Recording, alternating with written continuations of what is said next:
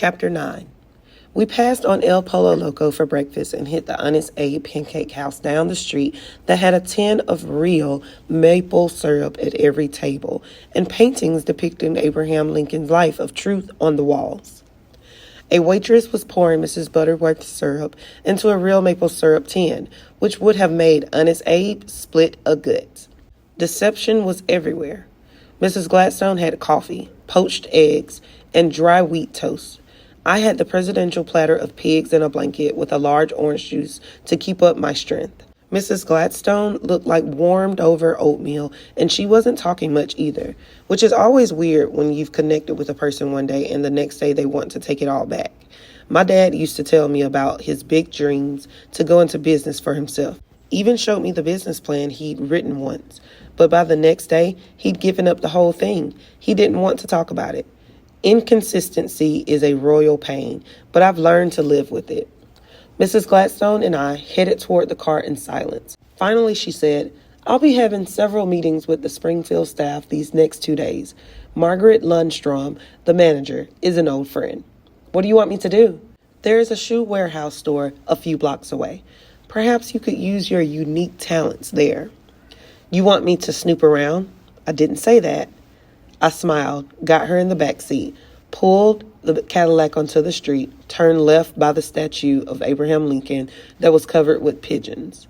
"You want me to be a shoe spy, Mrs. Gladstone?" "I want you to tell me everything you see, hear, and feel from the moment you walk into that store." "Left here." "Got it." I signaled left. "Anything you're looking for in particular?" "I'm looking for your insight, Jenna. Turn here." I did, nice and easy. The Cadillac turned perfectly under my steely control. I pulled in front of Gladstone's Shoes, Springfield, Illinois. The windows were sparkling. The sale signs promised bargains. The Nike display was up front. "Nice store," I said, helping Mrs. Gladstone out. "Margaret knows how to keep a store."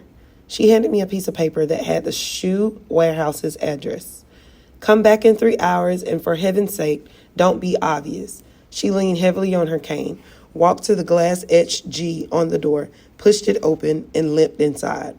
It's tricky not being obvious when you're a 5'11" female. Whenever I walk in anywhere, people usually strain their necks to look up at me. I'd trade 4 inches of height for beauty any day, but no one would swap. I threw back my shoulders and stood extra tall like my grandma taught me. Grandma always said there is nothing more commanding than a tall woman who uses her height. Grandma was 6 foot even and wore 3-inch heels to make the point. Walked into the shoe warehouse like I owned the place. I was glad I didn't. First off, it was built like a factory with storage bins and steel shelving to make you think you were getting rock bottom prices. There were sale signs and 20% off signs and a big bell that went bong whenever someone bought over 4 pairs of shoes at once. There were green AstroTurf on the floor and big mirrors on the wall. The merchandise was second rate.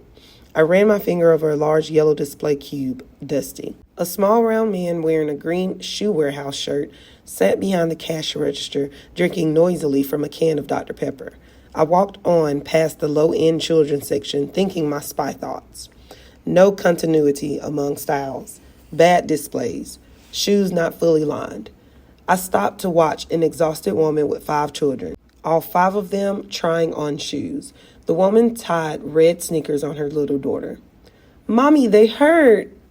"They're on sale, baby." The mother felt the girl's shoes. The small, round man walked by. "Could you help me?" she asked. "She says they hurt." The man sighed like she was asking to borrow money, got on one knee, felt the girl's shoes. "They just need to be break-in," he said. "But they hurt." "New shoes are supposed to hurt," the man said and walked away. Lies. Manipulation, child abuse. I grabbed a foot sizer and walked up to the woman. "I can help you, ma'am." I knelt down in front of the little girl. "What's your name?" "Belinda." "Let's see if we can find you some shoes that don't hurt, Belinda." I measured her feet, made sure she stood straight, positioned her foot flat on the sizer, quick sized the children's shoe displays. Not much. "What are you going to do in the shoes?" I asked. "Do you need them for an all-around or something specific?"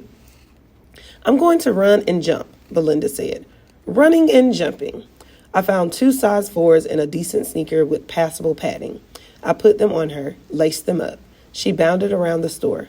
These are good. I fitted her older son with high tops, which wasn't easy. Got her 2 teenage daughters out of spiked heels when I showed them that they were both developing hammer toe, a condition that causes the little toe to become curled up and sore from too tight shoes. Got them both into a lower cushioning heel and found Rodney, age 8, a decent, superhuman, all-black, laser-zooming sneaker at 20% off that wouldn't give him shin splits on the basketball court if he double-laced them tight over the ankle like I showed him. I taught the mother how to check the shoes fit. You want some room between the big toe and the tip, but not too much. See? The mother checked all her children's shoes herself. She shook my hand. I've never had anyone help me in here. You must be new. I don't exactly work here. She looked at me strangely. I just like to help. You sure did that. Thank you. She took out a 20% off coupon, gathered her brood, and headed for the cash register. I put the shoes that didn't fit back in the boxes, put the boxes back on the shelves. You trying to rip me off? It was the mother, shouting at the small, round shoe warehouse man, who was now behind the counter. You saying my coupon's no good? The man didn't look up. Only 2 pairs of shoes per coupon, he said flatly, turning the pages of a car magazine. I walked to the woman's side, looked at the coupon. 20% off the shoe warehouse. It doesn't say anything about a 2-pair limit, I said to the man.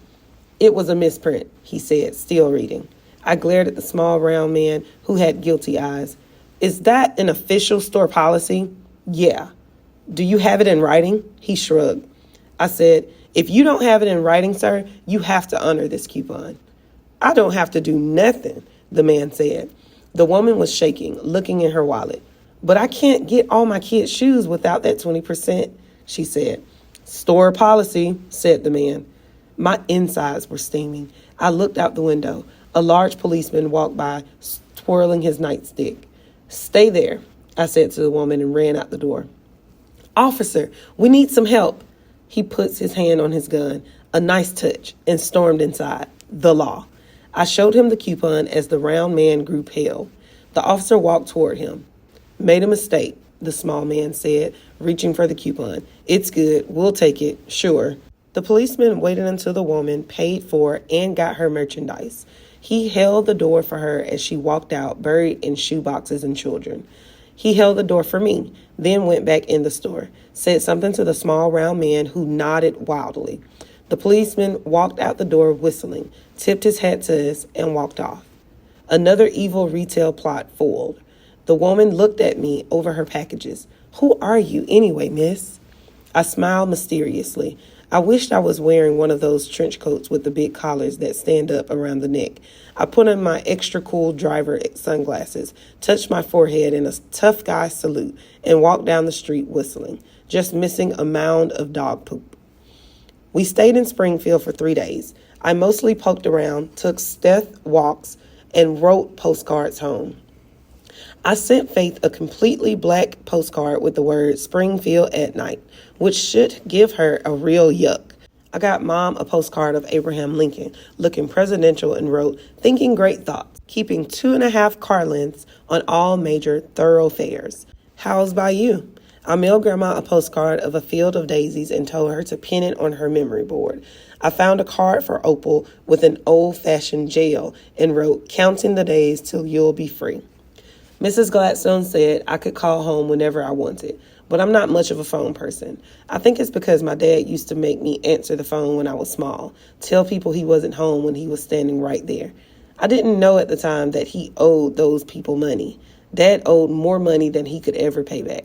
I don't use a phone unless I absolutely have to. I like being on my own. Springfield is a good town to do that in because it's easy to get around and there's so much history to see.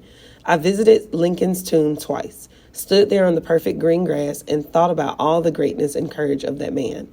I touched the white gray wall, wondering if some of it could rub off on me. I love traveling and meeting new people. I met a retired couple from Canada who said that talking to me made them feel good about American teenagers. I said talking to them made me feel good about Canada, although I've never had a reason not to. New people just take you how you come. They don't know all of the free throws you missed in the regional basketball tournament, don't know how you look 17 and a half pounds thinner. I unwrapped an almond joy and told Mrs. Gladstone what I'd seen at the shoe warehouse. She said my insights were illuminating and wrote down everything I said in her blue leather book. She was writing down other insights as well, mostly about Eldon, heard mostly from Margaret Lundstrom, who had learned big and terrible things from Harry Bender, the world's greatest shoe salesman and manager of Gladstone's flagship store in Dallas, Texas. That was famous for its immense size. Everything is bigger in Texas, and the fact that it contained the world's largest plastic foot. Harry Bender found out that Eldon, the rat, was ready to sell Gladstones to the shoe warehouse the day after Mrs. Gladstone retired. All the meetings had taken place. The board of directors had okayed the deal without letting Mrs. Gladstone know.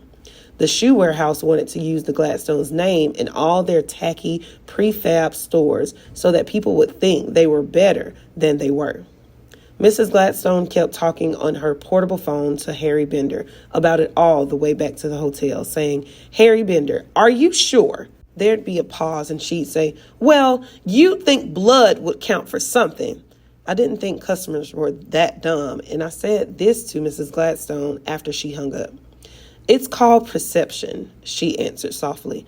Gladstones has built such goodwill over the years. People trust us to sell quality merchandise. It's going to take the public a little while to catch on that just because there's a Gladstone sign on the door doesn't mean there's Gladstone's quality inside. By then, the shoe warehouse in Eldon will be rich. I mentioned that it didn't seem like the Peoria store was making money with all that junky merchandise. "That was Eldon's early experiment," she said. "He's gotten smarter since then." We got to the hotel. I let the attendant park the car. Mrs. Gladstone was really dragging that bad leg of hers. I could see by her face that she about reached her limit. I tried to mention this to her gently, but coming at her that way just got her frosted. "I need a new hip if you must know." "A new one? I just thought you had to stay with the original." "I'm having the operation when I return to Chicago, and I don't want to discuss it again." "Does it hurt bad?" Mrs. Gladstone leaned on her cane and looked at me, trying to be tough. "This leg will make it to Texas." "That doesn't mean it doesn't hurt," I said, and helped her into the lobby. Mrs. Gladstone and I were turning in for the night. I was wondering how to add a foot to the rollaway bed so I wouldn't have to scrunch up like a contortionist to get some rest. I was trying to put the pillow as high up on the cot as possible to gain inches in leg room. "Harry Bender," she said, "that man is one of a kind." I fiddled with the pillow, quick lay down, to see if it helped. The pillow fell off. I said, "I've heard." Mostly I'd heard about Harry Bender from Murray Castlebaum, who said that Harry could sell sandals to Eskimos if he felt like it. The man was a shoe legend. He sold more shoes each year than the number 2, 3, 4, and 5 ranking salespeople combined. The Great Mahatma, Murray called him. Mahatma is a title of respect that people call Gandhi, the spiritual leader of India. It means great soul if you're in India. If you're in the shoe business, it means great soul.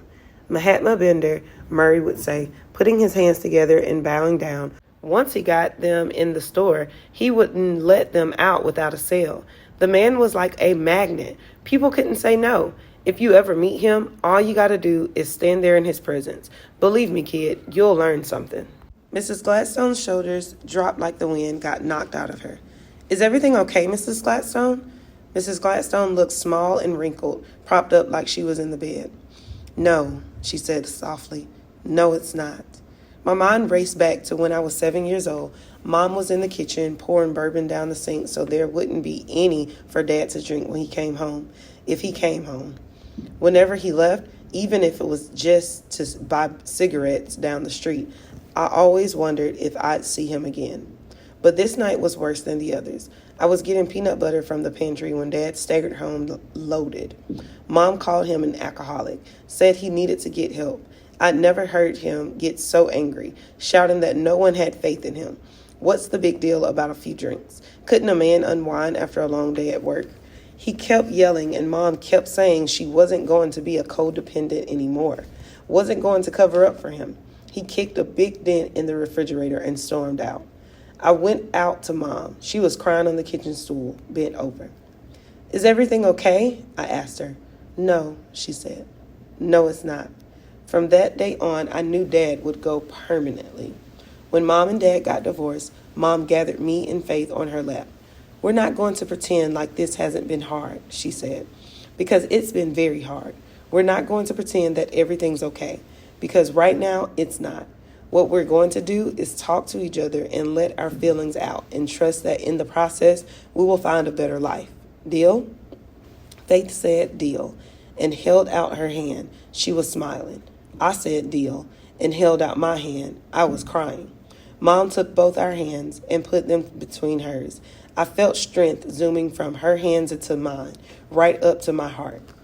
I thought about taking Mrs. Gladstone's hand, but she turned off the light before I got a chance. This is what Faith does when she doesn't want to talk anymore. You could be bursting with questions, and Faith yanks the light chain and leaves you sitting there in darkness, real and otherwise. Lately with Faith, I've been yanking the light back on and glaring at her, but that sure wouldn't work tonight. I tucked my knees in a way that wouldn't permanently cripple my back and said, "Sleep tight, Mrs. Gladstone. Tomorrow's another day." My grandmother used to say that to me and Faith when she took us in bed. It always made me hopeful. Mrs. Gladstone snorted through her ancient nose. "Thank you, Jenna," she said softly. "I appreciate that." I waited for her heavy breathing, which meant she was asleep, but it didn't come.